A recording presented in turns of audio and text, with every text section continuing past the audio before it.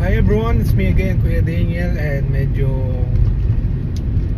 pagod lang ang itsura natin. Haggard tayo ngayon dahil medyo kulang sa tulog, and meron kasi tayo hinatid kagabi na from 8 to 10 ang naging biyahe natin, no?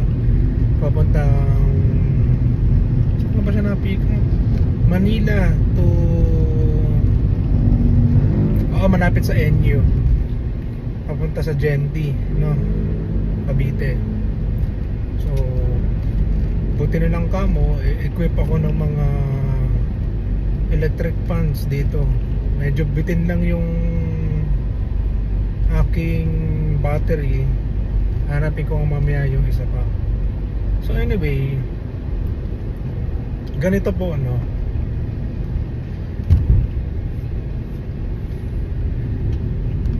Totoo naman na sige nga, magsabi kayo ng government agency na hindi corrupt.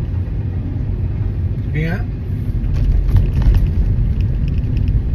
Pero ako, kaya ko magsabi ng government agency, department at tao na hindi corrupt. Okay. Well, kaya nga naman nagsipag-retired na yung mga mga naging supervisor ko sa BIR Malabon na Botas, no?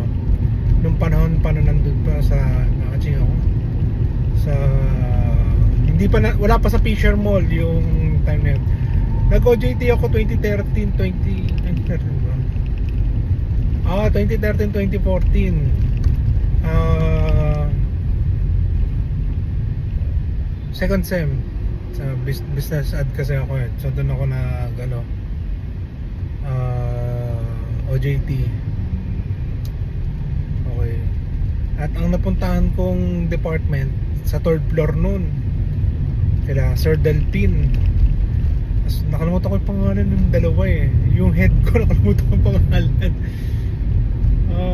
Letter D din yung pangalan niya. Tapos yung isa, medyo suplado sa akin yun. Pero alam nyo, yung tatlong yun, actually tatlo lang yata sila sa part na yun.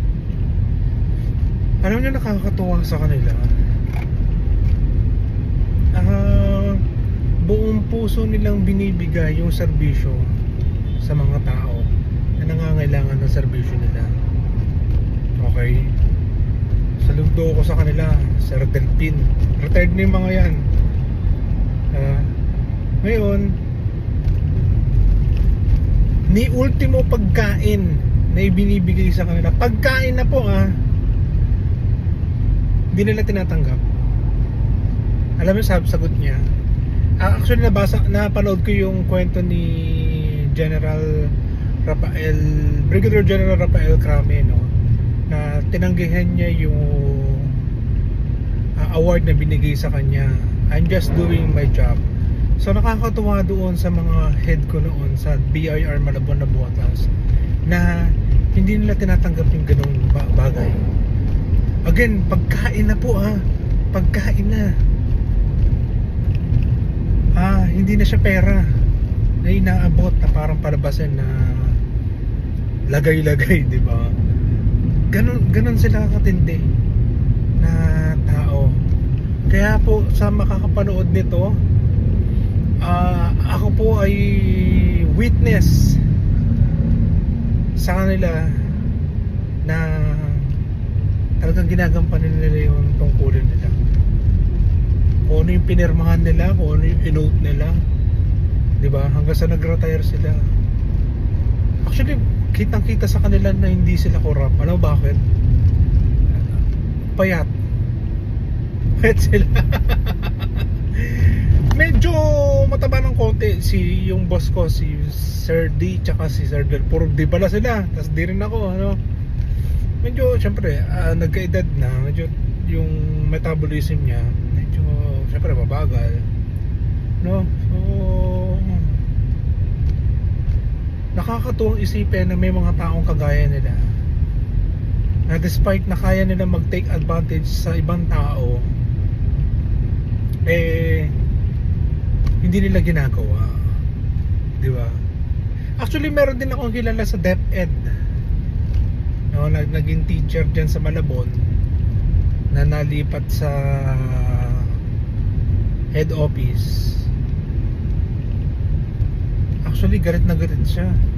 Hindi na siya makapaglabas ng galit niya kasi marami siya makakaaway. Ayoko sabihin yung position niya kasi hahuntingin niyo yan for sure. Hindi siya tumatanggap ng bayad. May mga nag-aalok sa kanya ng bayad, bayaran siya ng ganito. Hindi siya pumapayag. Kasi nga 'di ba, nakalagay sa ethical standard, Code of Conduct and Ethical Standard of Public Officers and of employees na yung gift refer as ganito, refers as sa ganyan, na hindi dapat tumatanggap ng regalo yung mga yan. Okay? Thank you sa mga serbisyo nyo. At nawa kapag ako naging employee o kung maging officer man, hindi ako magiging ganyan. Okay? Salamat sa mga serbisyo nyo.